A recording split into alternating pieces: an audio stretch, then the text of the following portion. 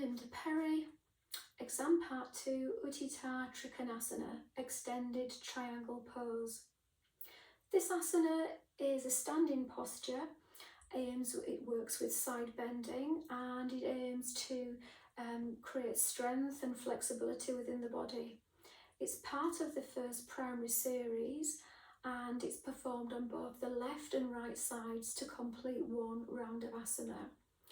When performing it, we would usually perform alternating the sides, left and right, right and left, and about 3 times, 3 to 5 maximum.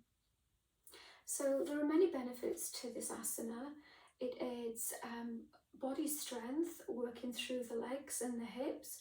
It can reduce muscle tension in the legs. It can help with flat-footedness, reducing problems there, helping with sciatica.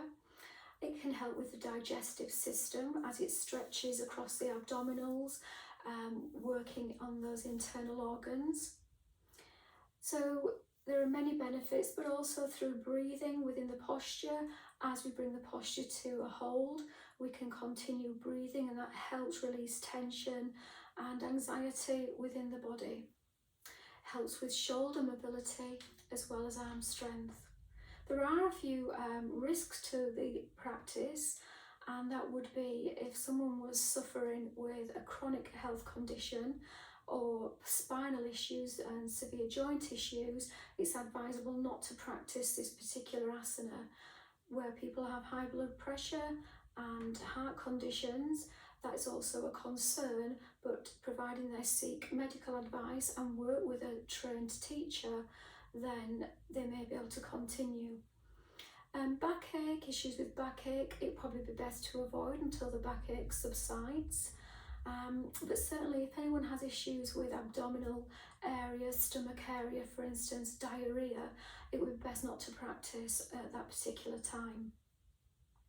So there are benefits and risks to performing the posture, and we maybe talk a little bit more about those. For now, I'm just going to go into just the right side of the posture in silence, and then I'll repeat it again, adding in some technique alignment points and modifications as well.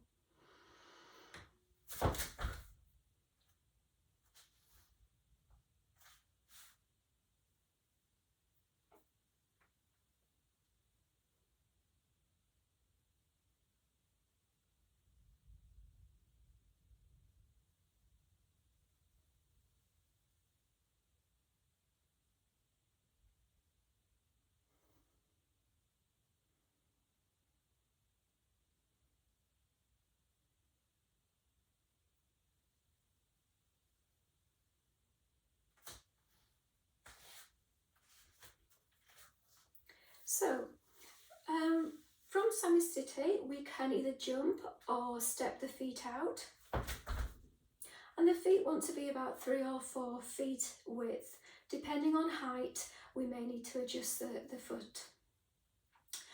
With the feet facing forward, we'll take the right leg and turn it 90 degrees, so it's parallel with the length of the mat and the front edge of the mat. Our back heel can slide in slightly, so it's at a side angle.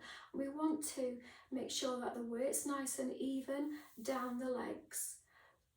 Activating the toes, so working through the feet, we're going to feel the strength coming up through the legs and lengthening all the way through the spine to the crown of the head.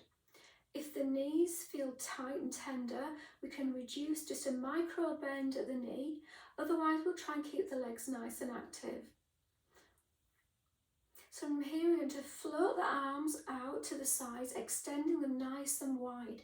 So keeping them at shoulder height, so in a straight line from the shoulders, the elbows, the hands, relaxing the shoulders down and keeping the spine perfectly straight, so the weight is still maintained equally over the legs.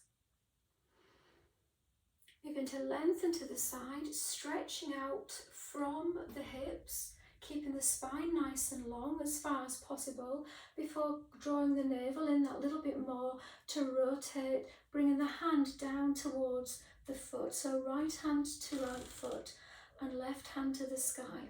We're going to aim to open the chest and the hips here.